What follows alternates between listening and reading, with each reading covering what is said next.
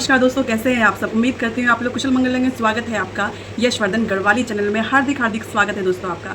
तो मैं डॉक्टर लक्ष्मी आप सभी का बहुत बहुत स्वागत करती हूँ अपने इस और एक बहुत इम्पॉर्टेंट क्वेश्चन आप सभी से पूछा था कि क्या आपके बच्चे आपसे पूछकर कुछ भी काम करते हैं, कि दंपति कैसे अपने बच्चों से दूर होते जा रहे हैं और नतीजा ये हो रहा है कि वो बड़े बड़े क्राइम कर रहे हैं या फिर वो अपनी लाइफ के साथ खिलवाड़ कर रहे हैं। जब बच्चे गलत कदम उठाते हैं और गलत फैसला करते हैं तो बात पुलिस तक पहुंच जाती है, और जब इस पूरी घटना का माँ बाप को संज्ञान होता है तो तब वो ये कहते हैं कि हमारा बच्चा तो ऐसा नहीं था। तो दोस्तों, इसके रिगार्डिंग मैंने आपको पूरी की पूरी वीडियो बना के दी है। उसमें बताया है कि आप कैसे अपना कंट्रोल बच्चों से खोते जा रहे हैं और बच्चे कैसे आपकी तरफ से मायूस होते चले जा रहे हैं। आज मैं बताने जाऊंगी कि आप क्या क्या और कौन कौन से वो पॉइंट हैं कि आप जिससे बच्चों पे कंट्रोल कर सकते हैं। दोस्तों, मेरी वीडियो शुरू से लेकर लास्ट तक अवश्य देखें, ये आपके लिए बहुत बहुत बहुत उपयोगी होने वाली है, क्योंकि जो हमारी यूथ है, जो हमारे आने वाली जो पीढ़ियां हैं, जो अभी बच्चे छोटे हैं, उनके लिए बहुत ज़रूरी है। और बहुत ज़रूरी है कि सभी पेरेंट्स से मेरी गुजारिश है, सभी माताओं बहनों से आपका ये वीडियो देखना बहुत बहुत ज़रूरी है। आजकल कई समितियां ऐसी है जो इस पक्ष में बहुत आगे आ रही है और फ्री में सारा का सारा काम कर रही है। उनका अर्थ इस चीज़ से है कि सारे के सारे काम वो बच्चों के लिए कर रही है। कई समितियां अब बन गई हैं। सरकार के द्वारा एक बहुत बड़ा फैसला लिया गया है और एक बहुत बड़ा कदम उठाया गया है। खासकर सरकार ने चाइल्ड प्रोटेक्शन लॉ भी बनाया गया है। अगर आपको नहीं पता है तो आप देख सकते हैं, नेट में सर्च कर सकते हैं। इससे रिगार्डिंग कई बुक हैं, वो भी आप देख सकते हैं कि चाइल्ड प्रोटेक्शन लॉ बन चुका है। हाँ दोस्तों, बच्चों से संबंधित चाइल्ड प्रोटेक्शन लॉ बन चुके हैं। उसमें एक पोक्सो एक्ट भी आता है। पोक्सो एक्ट क्या है, इसका नाम पोक्सो क्यों पड़ा है, इसके अंतर्गत कितनी समितियां गठित हुई हैं, सरकारी और गैर सरकारी संस्थाएं इसमें काम कर रही है, सारी की सारी चीज़ें मैं आपको डिटेल में और आप ही की लैंग्वेज में समझाऊंगी। अभी बात होती है उन पॉइंट्स की जिससे आप घर में रह के अपने बच्चों को सही मार्गदर्शन दे सकते हैं।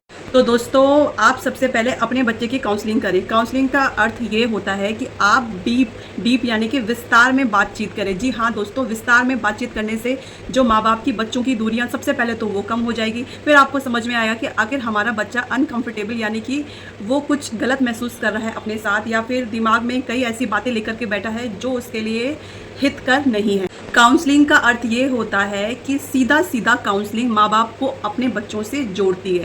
काउंसलिंग आप कैसे भी कर सकते हैं। देखिए, आजकल तो समाज में काउंसलिंग से संबंधित रूम स्थापित है, ऑफिस स्थापित है, वहाँ पे बाकायदा बच्चा जाता है और जो काउंसलर होती है, काउंसलर उस बच्चे की काउंसलिंग करती है। अगर फिर डॉक्टर साइकोलॉजिस्ट भी होते हैं। साइकोलॉजिस्ट यानी कि वो जो बच्चा है उसकी मानसिकता को समझते हैं। यदि माँ बाप हार मान जाएं, यदि माँ बाप बोलें कि हमसे नहीं हो पा रहा है, थोड़ा सा इसके मन में क्या चल रहा है, ये क्या चाहता है, थोड़ा सा आप बात करें, तो इसके लिए वो आपसे फ़ीस लेंगे। लेकिन कई समितियां ऐसी हैं जो आपसे फ़ीस नहीं लेंगी। तो दोस्तों, ये तो हो गए वे माँ बाप की जो खुद नहीं कर पा रहे हैं और किसी समिति या फिर सरकार की तरफ से जो समितियां गठित है उनकी मदद ले रहे हैं।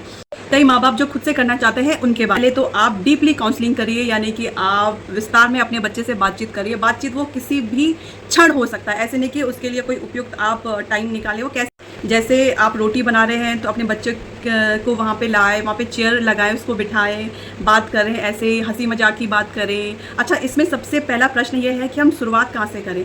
शुरुआत आप यहाँ से करोगे कि उसके साथ हंसी मजाक की बातें करो। तो इस तरह से आप जो है काउंसलिंग अपने बच्चों की कर सकते हैं। एक गेम भी एक बहुत बड़ा ऑप्शन है, वो माँ बाप को अपने बच्चों से करीब लाता है। फिर गेम में बच्चे अपने माँ बाप के साथ इतने फ्रैंक हो जाते हैं, इतना अपनापन महसूस करते हैं कि वो अपनी सारी बातें उनको बता। तो दोस्तों, इसमें तीसरा पॉइंट ये आता है कि आप रोज़मर्रा की छोटी छोटी चीज़ों में अपने बच्चों की हेल्प अवश्य लें। अगर आपको हेल्प नहीं चाहिए फिर भी आप उसकी लें कि भाई मैं थक गया हूँ, या फिर कुछ भी आप बहाना बना सकते हैं। तो इससे आपके बच्चे सबसे पहले तो अच्छी चीज़ सीखेंगे। देखो, ये आपको पता है कि सीखने की कोई उम्र नहीं होती और सिखाने की कोई उम्र नहीं होती। ज्ञान जो होता है वो बहुत ही व्यापक होता है। तो इसलिए आप अगर आवश्यकता ना भी हो तो भी आप बच्चों के सामने ऐसे बोलो कि मुझे पेन हो रहा है, बेटा थोड़ी मेरी हेल्प कर दो। इस तरह से उसको प्यार से छोटे छोटे काम आप करवाना सिखाइए कि जल्दी से उसकी विश पूरी मत करो। विश पूरी करने से पहले उसको ये सिखाओ कि आप हमारे लिए ऐसा क्या करोगे जो कि हम आपकी विश पूरी कर दें। आप फर्स्ट आओगे क्लास में, या फिर हमारी घर की कुछ काम है वो आप करोगे, या फिर अपना बेड सुबह उठाओगे, अपनी रजाई तय मार के रखोगे, अपने कपड़े अलमारी में रखोगे, या फिर अपने कपड़े खुद धोने की कोशिश करोगे, या फिर कई ऐसी चीज़ें जो आप उससे करवाना चाहते हो। स्टार्टिंग में ये होगा कि स्टार्टिंग में आपका बच्चा थोड़ा सा चिड़चिड़ा होगा, लेकिन धीरे धीरे उसको वो क्वेश्चन बहुत करता है, चाहे वो मेरा बच्चा है चाहे वो आपका बच्चा है, वो क्वेश्चन बहुत करता है, ये आपको पता ही होगा। तो हम लोग क्या करते हैं कि बिजी रहते हैं, व्यस्त रहते हैं, जिसके कारण बोलते हैं कि नहीं हम आपके क्वेश्चन का आंसर नहीं दे पाएंगे, या फिर शट योर माउथ, ज़्यादा मत चिल्लाओ, अपना मुंह बंद रखो। हम यही कहते हैं, अक्सर आप भी यही कहते हो कि ज़्यादा मत बोलो, ठीक है, हमें इसका आंसर नहीं देना है। तो दोस्तों, जो आपको मजाक की बात लग रही है, जो आपको छोटी बात लग रही है, जिससे आप इरिटेट हो रहे हैं, उससे आपको परेशान नहीं होना है। ये बहुत बड़ी बात है, क्योंकि जो बच्चे होते हैं उनका मन बहुत ही कोमल होता है, उनके मन में इतनी जिज्ञासा होती है, क्योंकि वो छोटे होते हैं, वो अपने का और पोर का आवरण देख रहे होते हैं, और इतने क्वेश्चन उनके मन में भर जाते हैं कि आपको ज़रूरी है कि सारे के सारे क्वेश्चन का आंसर आपको देना ज़रूरी है। तो दोस्तों, आज से ही आप शुरू कर दें अपने बच्चों के सारे क्वेश्चन के आंसर देने के लिए। और सबसे बड़ी बात आजकल के माता पिता के लिए, कंपटीशन इतना ज़्यादा हो गया है कि हर माँ बाप चाहता है कि हमारा बेटा IAS बने, PCS बने, होटल मैनेजमेंट करे, या फिर फैशन डिज़ाइनिंग, डॉक्टर, इंजीनियर, ये और भी सारी की सारी चीज़ें हैं। तो क्या हो रहा है कि आजकल के पेरेंट्स अपने सपनों का बोझ अपने बच्चों पर डाल रहे हैं। तो ऐसा नहीं है।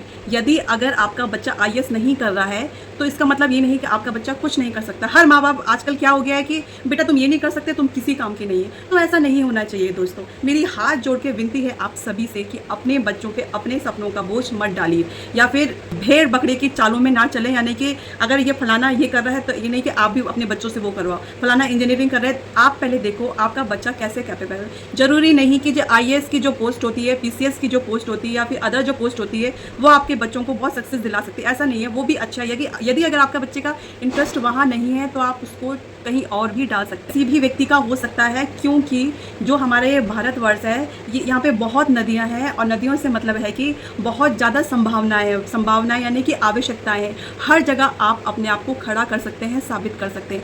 अगर आपके बच्चे का इंजीनियरिंग में नहीं हुआ तो डॉक्टर में हो जाएगा। तो जो ये करियर है, जो करियर नाम की जो ये नदी है, ये संभावनाओं की नदी है।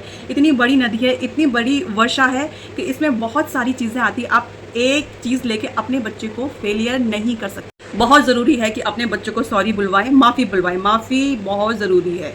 इससे आपके बच्चे को ये पता लगता है कि हमने क्या गलत किया है, हमने क्या सही किया है। ये बहुत देखिए, मैंने पिछली वीडियो में ये बताया था कि प्रथम पाठशाला पेरेंट्स ही होते हैं, लेकिन सेकंड पाठशाला जो बच्चे के टीचर होते हैं वो होते हैं। तो आपको बराबर कांटेक्ट में रहना चाहिए उस बच्चे के टीचर के साथ। दोस्तों, बहुत बिजी शेड्यूल होने पर भी मैं अपने बच्चे को स्कूल छोड़ती हूँ, स्कूल लाती हूँ, ताकि मैं उसके टीचर के साथ एक कम्युनिकेशन स्थापित कर सकूँ। आजकल जागरूक माँ बाप बनना बहुत ज़रूरी है, जिससे हम अपने बच्चों को सही मार्गदर्शन दे सकते हैं और अपने बच्चों पे अपना कंट्रोल भी रख सकते हैं। उनको बता सकते हैं क्या सही है, क्या गलत है, आपके लिए ये उचित होगा और ये अनुचित होगा।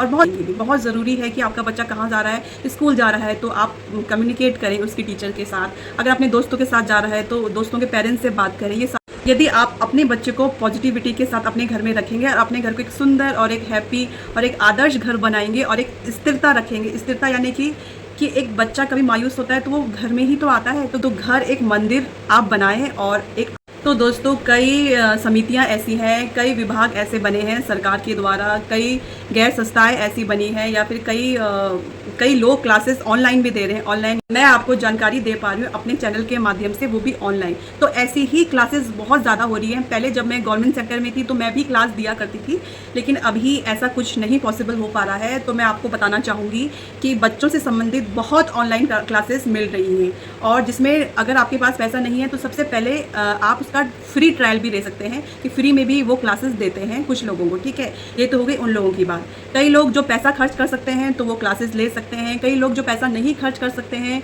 तो वो भी क्लासेस ले सकते हैं उन समितियों के द्वारा जो फ्री में 1 महीने की क्लासेस देते हैं, 2 महीने की क्लासेस दे रखी है। ठीक है, कई क्लासेस ऐसी होती हैं जो पेरेंट्स के लिए होती हैं। वो पेरेंट्स को एक आदर्श और सक्षम माँ बाप बनाने का प्रयास करते हैं कि आपको अपने बच्चों के साथ कैसे रहते हैं। तो दोस्तों, ये सारे के सारे पॉइंट आपको याद रहें, क्योंकि मैंने बहुत विस्तार से आपको बताया है, और आशा करती हूँ कि आप एक आदर्श माँ बाप बनेंगे और अपने बच्चों को एक आदर्श नागरिक बनाएंगे और उनको एक अच्छी राय देंगे, मार्गदर्शन, कुछ निर्णय उनसे भी लेवाएं ताकि वो एक सक्षम और एक मजबूत नागरिक बने। और निर्णय कभी भी लें तो बच्चों से भी पूछें, उनको भी उसमें शामिल करें। इससे उनका कॉन्फिडेंस बनेगा और वो एक जिम्मेदार नागरिक बनेंगे। आपको तो दोस्तों आशा करती हूँ आपको ये वीडियो ज़रूर पसंद आया होगा और तब तक के लिए मैं आपसे विदा लेती हूँ। नेक्स्ट वीडियो में मैं दोबारा एक बहुत अच्छी जानकारी के साथ आपके सामने उपस्थित होंगी और आशा करती हूँ कि आप मेरे चैनल को बहुत पसंद करेंगे और हमारा परिवार यूँ ही बढ़ता चला जाएगा। और कुछ भी क्वेश्चन हो, क्वारी हो, जो भी कमेंट हो, आप ज़रूर करें ताकि मैं आपकी समस्या का समाधान कर सकूँ और निःशुल्क समस्या का समाधान कर सकूँ। मेरी वीडियो शुरू से लेकर लास्ट तक अवश्य देखें, इसके एक एक पॉइंट आपके लिए बहुत ही मददगार साबित हो। इसी के साथ मैं अपने शब्दों को यहीं विराम दूंगी। तब तक के लिए नमस्कार।